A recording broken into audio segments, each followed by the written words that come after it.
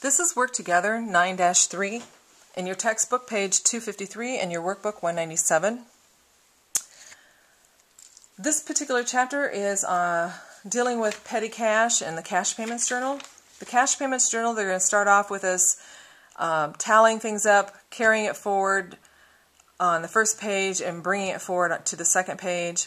And then they're going to have us figure out petty cash report. There are times, your secretary a lot of times is your custodian to your petty cash box. And let's say a worker comes in and had bought some supplies for the office and said, here's my bill for $9.72. And she grabs $9.75 and gives it back to him. Well, that was 3 cents more than she was supposed to give him. That means her cash box will be short 3 cents. Same is true as if he gives her $9.72 and she only gives him $9. Well, there's 75 cents in the cash box that she didn't give him that now makes our cash box cash over.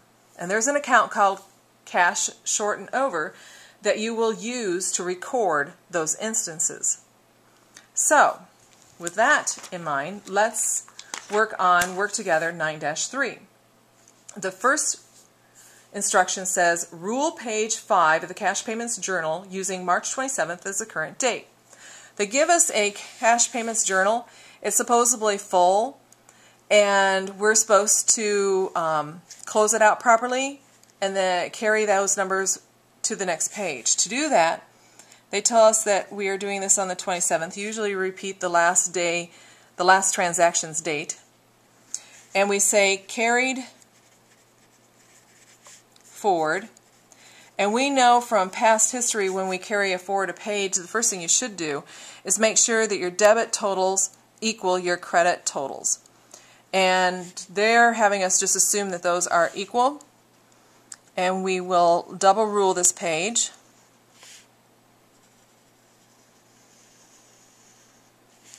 And I'm going to put a check mark in the post reference column because I do not post any of these totals. Then on page 6 of the next journal page, I'm going to carry forward those numbers or information from that last line. So I'm going to say the 27th, and it was March, and I have to put the year in, 2012, right above March. And I'm going to tell it that I brought forward something. So brought forward.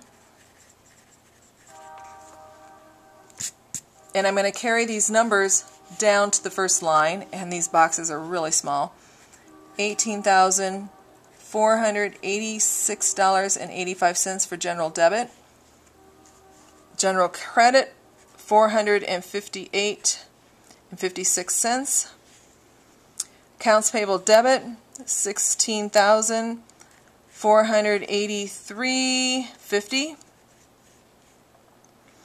Purchases discount credit, $251.34. Cash credit, $34,260.45. Really tiny. And I'm not going to post these totals either, so I'm going to put a check mark in the post reference column. And that was step 2. Begin page 6 of the Cash Payments Journal. Step 3, let's read through it all the way first. Kevin Tomlinson is the custodian of this $200 petty cash account. So that's the guy that's in charge of the petty cash box.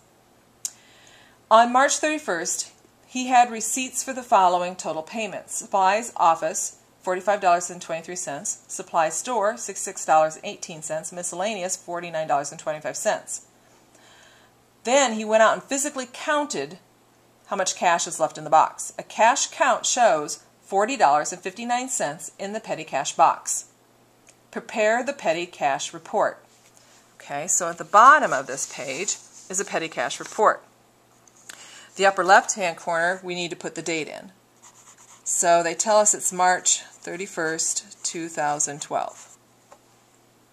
They also tell us that this is the custodian is Kevin Tomlinson.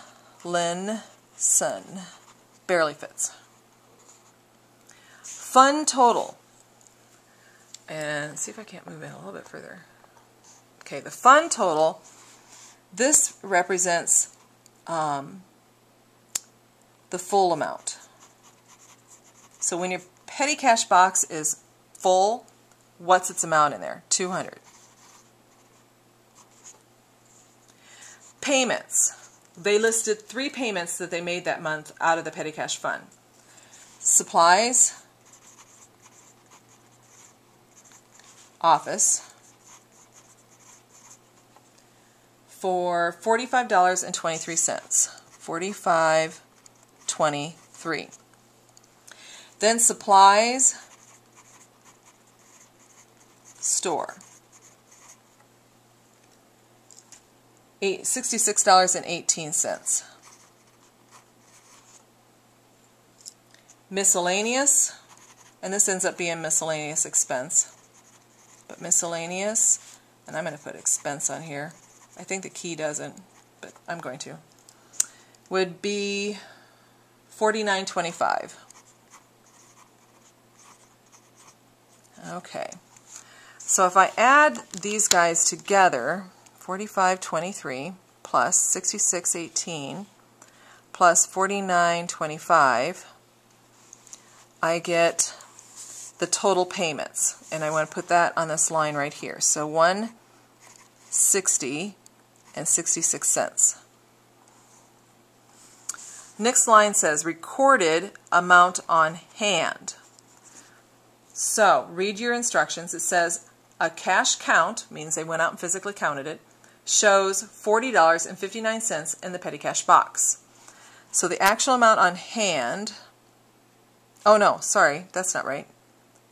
You want to subtract this, and that, okay, actual amount on hand, skip a line, is the $40.59. I got ahead of myself. Recorded amount on hand. So that's where you take the original amount minus how much the receipts were. So 160.66 minus 200. I have $39.34 that should be in that box according to the receipts. But when they went out and physically counted it, there's actually $40.59 in there. I have more money in there than what I'm supposed to. So if I take $39.34 away from $40.59, I am over $1.25. Now when you take this, you actually take it like this. You take $39.34 minus $40.59. And you get a negative number. When you get a negative number, you put parentheses around it. Notice over here what's around parentheses. The over. So this means you are cash over. And then you repeat the number across. So 160, I repeat across, 160.66, and I repeat the negative number, so negative 125. And if I take 160,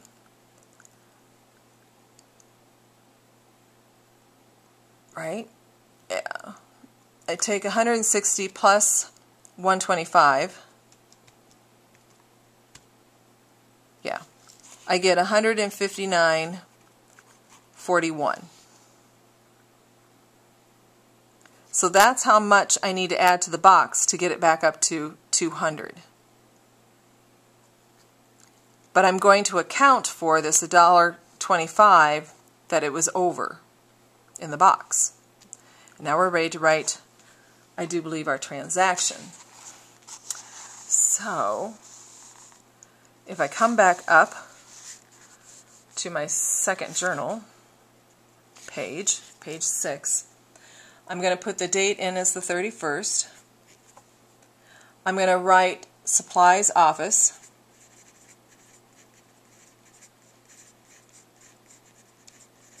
And supplies store and miscellaneous expense.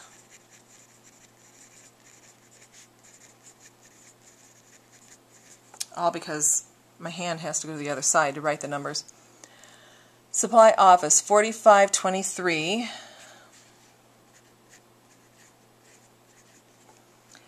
Supply store, $66.18. And miscellaneous, $49.25.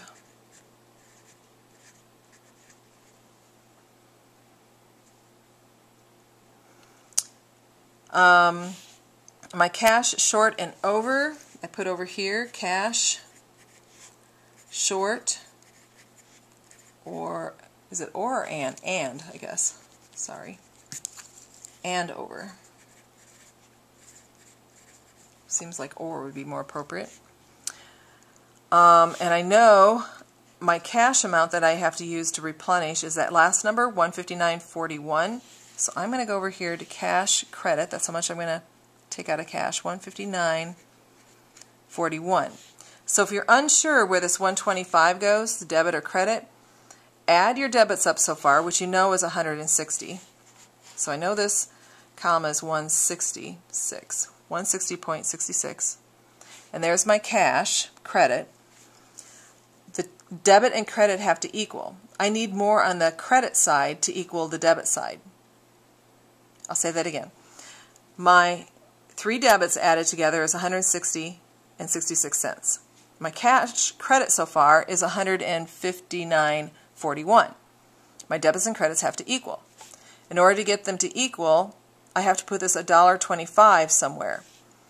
The credits need more to bring it back up to $160.66. So I'm going to put my cash over amount in the general credit, $1.25.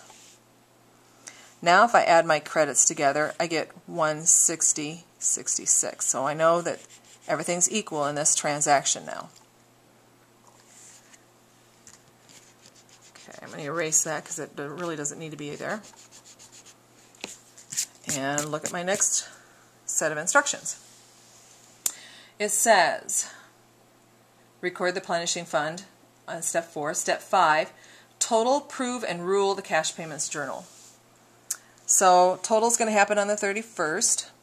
I'm going to put in the word totals. Oh, did we have a check number that we wrote, by the way, for the replenishment? Oh yes, 536. 536. So I'm going back up to that last transaction because I forgot my check number or my document number. Then I'm going to add these things together.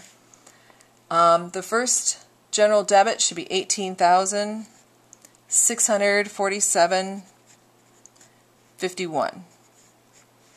The second general credit column should be $459.81.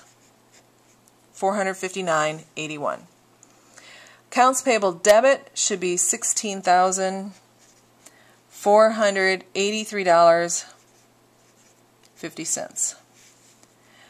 The purchases discount, $251.34. $251.34. Cash credit should be $34,419.86. Then, on the bottom of this page, they have a spot for us to figure out if our debits equal our credits. Can you see that? Kind of. I want to be able to see both.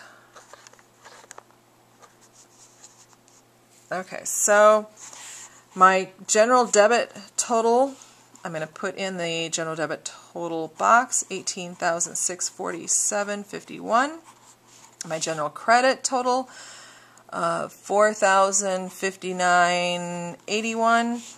My accounts payable debit total, $16,483.50. My purchases discount credit, $251.34. My cash credit, $34,419.86. Then I'm going to add these guys together, and that would be $35,100. 131.01. This one will equal 35,000. 131.01. Now that my debits equal my credits, I go back up to my journal and I double rule.